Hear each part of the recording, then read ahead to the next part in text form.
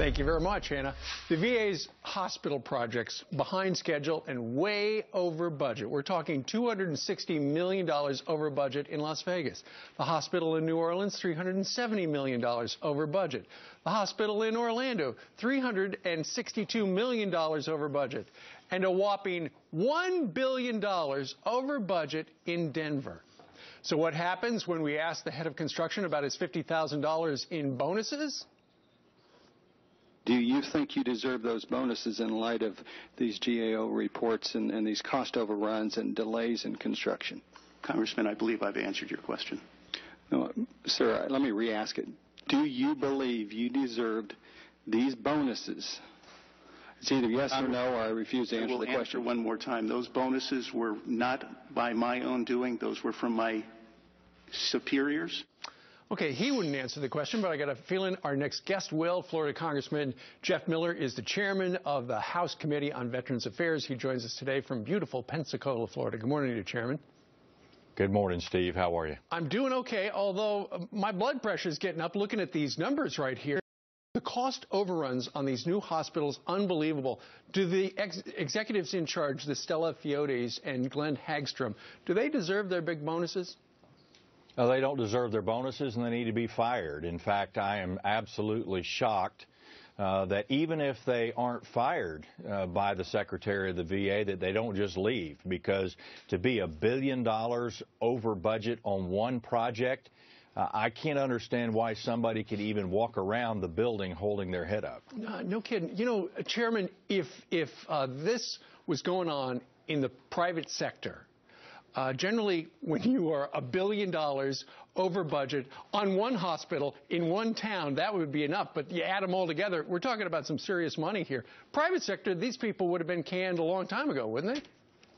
Oh, absolutely. I mean, if you take the aggregate of all the major construction projects out there, you're probably looking at a $3 billion cost overrun. That's money that gets taken away from health care for veterans.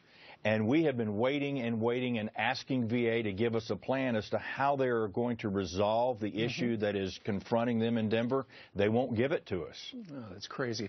But didn't you guys pass a law to make it easier to hold people accountable? Yeah, last year during the scandal that broke in Phoenix, we actually said the senior executive level people could be fired at will. There still hasn't been anybody fired because of the wait time issue out there. Right. And this is where the Secretary needs to walk in the door of Glenn Hagstrom and Stella Fiotes and say, you're gone. Who is it who's opposing accountability? I've read online and in news reports that it's some of the unions and it's some of the lobbyists for some of the top managers. They talk accountability, but when push comes to shove, nobody gets fired. Well, interestingly enough, the management associations will say, well, if you have that kind of accountability, we cannot recruit good quality people. Well, if this is the type of good quality people that we're recruiting, I'd hate to see the bad folks. And no kidding. The VA gave us a statement last night. They say this: it is premature to provide details with respect to expected accountability actions. They say they've appointed a new board, so let's not be quick to judge. What do you say to that? Hey, let's be quick to judge. This has been happening over a number of years.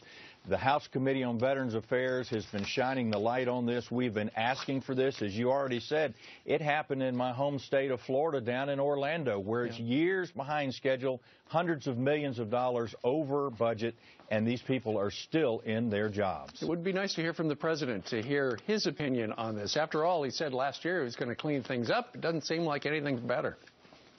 I don't even know where he thinks the VA is right now. Sad. All right, Chairman Jeff Miller of the great state of Florida. Sir, thank you for joining us today from Pensacola. Thank you, Steve.